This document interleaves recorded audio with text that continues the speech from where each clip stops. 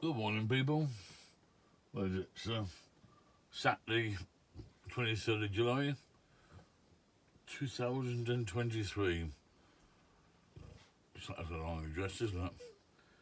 We're at one of my favourite parking spots at the moment. You're looking out across the cornfields with these stinging nettles. It must be over 6 foot tall, these stinging nettles. Bloody things. I can't see any point in having them. All they do is sting you over.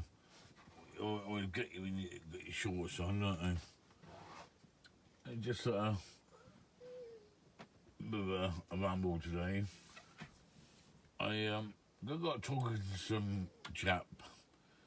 What was it? Thursday, I think it was. His name is Kenny. He just come out of the pub. I got across the way. He was looking for some flowers for his mother. It was at a wake.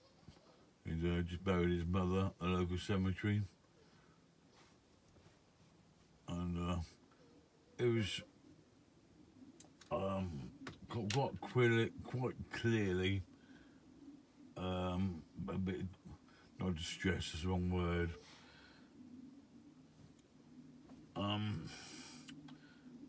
I was just happened to be sitting there, just gonna get going.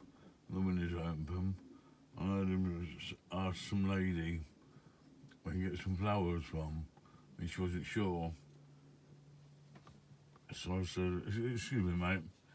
Well, I just happened to know there's a flower shop down the road, but because he'd had a couple of drinks, he couldn't drive his car. So anyway, we got talking. He said he's at his mum's funeral. He's the youngest of three sons. But I got talking to him. It was just so nice. He wanted someone to talk to that would listen to him. He didn't need me to say much back to him. He just needed someone to talk to him. He was at that stage of life where he's obviously lost his mum. He's been looking after her for 7 years, caring for her. And she was put into a care home. And she went to a local hospice where she passed away a couple of weeks ago. But it was obviously a very, very genuine young man and caring for his mother for all those years. And he just wanted someone just to talk to. He admitted, although I'm a stranger, he felt very comfortable talking to me. So I'm very privileged to hear his story of his life. I'm not going to say too much about it on here. And he just wanted someone to talk to. He told me quite a lot about his life. And he felt so good just talking to me. He must have been there an hour talking to me. I didn't say a lot back to him. He just wanted me just to listen. So I did like a Samaritan type thing, not that I'm trained to do that or anything. But I just felt so privileged that he'd chosen to speak to me about his life. Well, living on the road, you meet so many interesting people. 99.9% of them are real genuine people. Not many Karens about. You occasionally come across them, don't you? See women that just want to spoil your life. But so I'm very privileged to hear his story. And when he went, he thanked me very much. He shook hands. Then I said, I'm on YouTube. Oh, all right, I'm from. He subscribed to me. So he can look out all the places I've been to. He just got a job a couple of years ago where he goes out twice a week from his regular work out to doing deliveries and collections around the country. He never really travelled much. And he was fascinated by some of the places I've been to. And he would tell me some of the places he'd been to, like North Wales. He couldn't believe how beautiful England is. I suppose I almost take it for granted that we're, okay, so there's other countries in the world that also got their beauty, but England, Scotland, Wales, and Northern Ireland have all got their own beauty. Even Northamptonshire, where I live at the moment, I could take you to places where you really open your eyes around this area, having lived here all my life.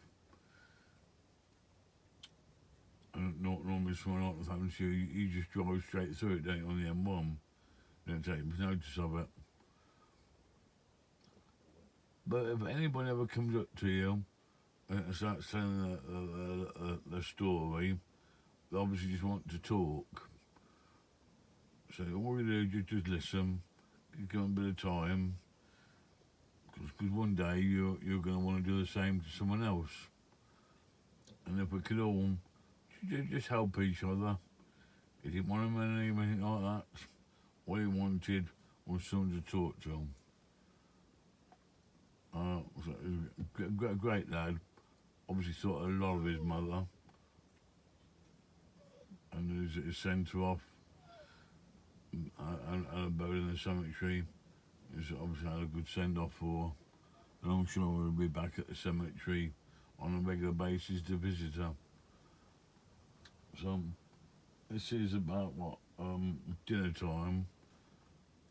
I'm gonna move off in a minute and go to Lad's house. I've got a reunion thing this afternoon. Just it's like a monthly meet almost. From the lad, well, called them lads, but when I was at school, we're all, I think we're nearly all retired now. And then a couple of them are back to retire in the next few weeks, all similar age. And it's nice that a lot of them still live in the village where we grew up. No doubt we'll be reminiscing, moaning about all the new houses built in the village like you do, don't you? How things have changed. And what a good life we had in the village. A very, very strict headmaster, very strict. Ex-sergeant major. It started at the school, had been at Martin, 1954, I think. So by the time we got there in the 60s, it was very well versed in giving out punishment. And I'm sure most of us got the cane at the time.